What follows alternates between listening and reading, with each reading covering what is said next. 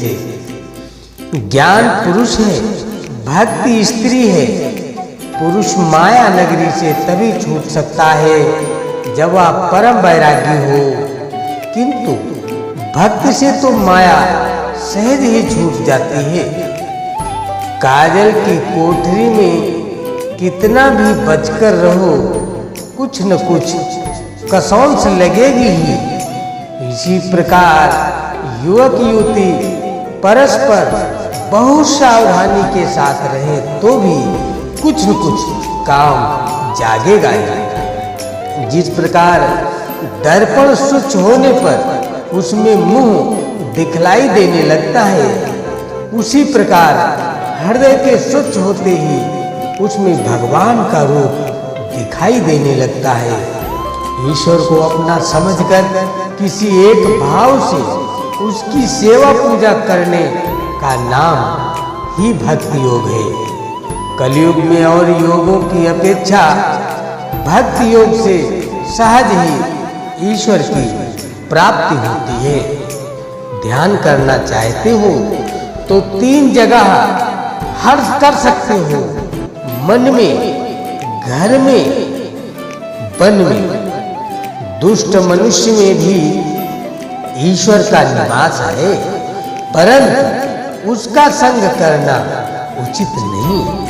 ऐसे मनुष्यों से जो उपासना से ठट्ठा करते हैं, धर्म तथा धार्मिकों की निंदा करते हैं, एकदम दूर रहना चाहिए।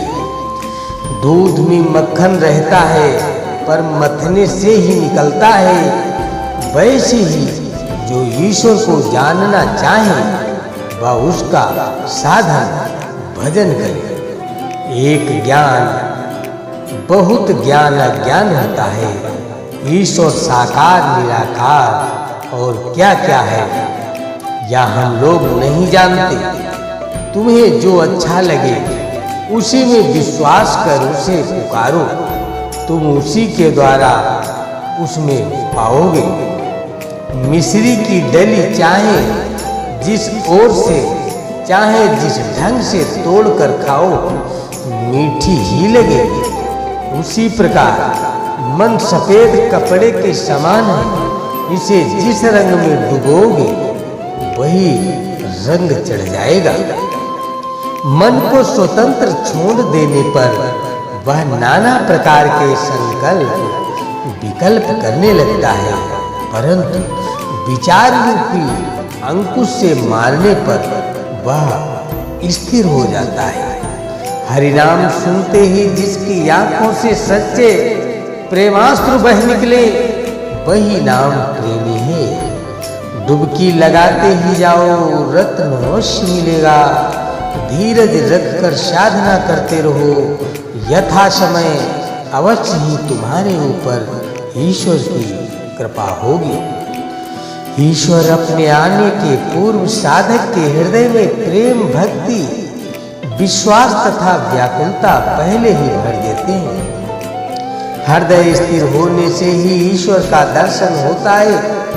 हृदय सरोवर में जब तक कामना की हवा बहती रहेगी तब तक ईश्वर का दर्शन असंभव है।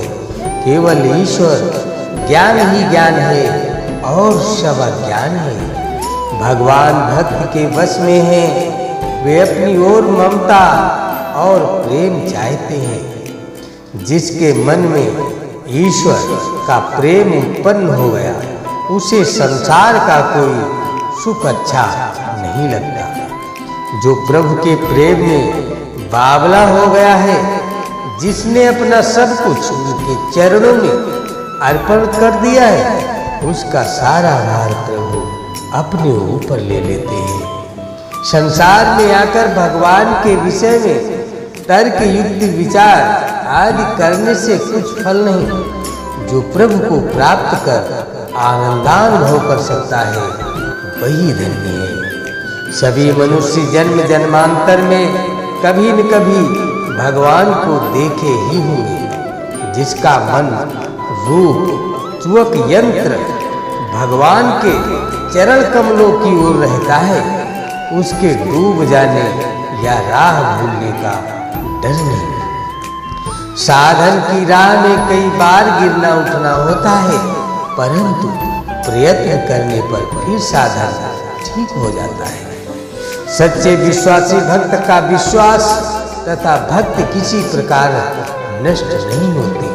संसार में ईश्वर ही केवल सत्य है और सभी असत्य है। दुर्लभ मनुष्य जन्म पाकर जो व्यक्ति